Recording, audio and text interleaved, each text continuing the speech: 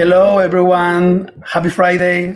Welcome to another session of our Digital Friday Lunch. Hello, good afternoon, and welcome to our first hybrid event. Last night we had an election in Norway.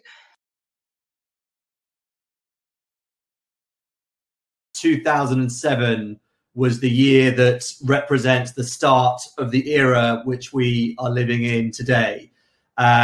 2007 was the year that Facebook opened up outside of colleges in America.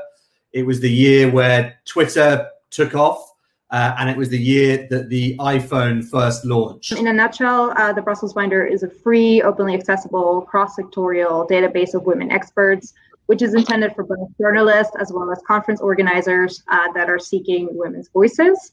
I found myself in co-founding a network in Brussels called the We Can, which is for professional women, mainly at kind of mid-career.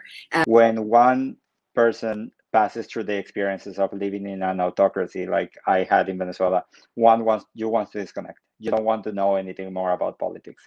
But then I think that when I started seeing similarities, when you start seeing journals being taken, when you start seeing editorial lines being bought, when you start seeing academia being attacked and civil society being attacked, that makes you think, well, when I was a kid, I couldn't fight the monster. Let me put on the fight right now. How do you engage thousands and thousands and thousands of volunteers to turn out millions of voters in the first ever primary?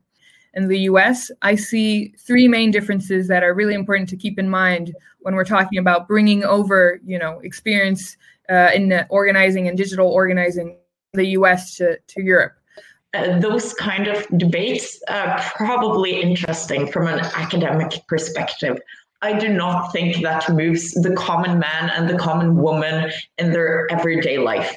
I personally do not care. I'm just like, I want to be removed out of the conversation whenever we hop onto new culture wars. The European Union, for me, it doesn't have one single story.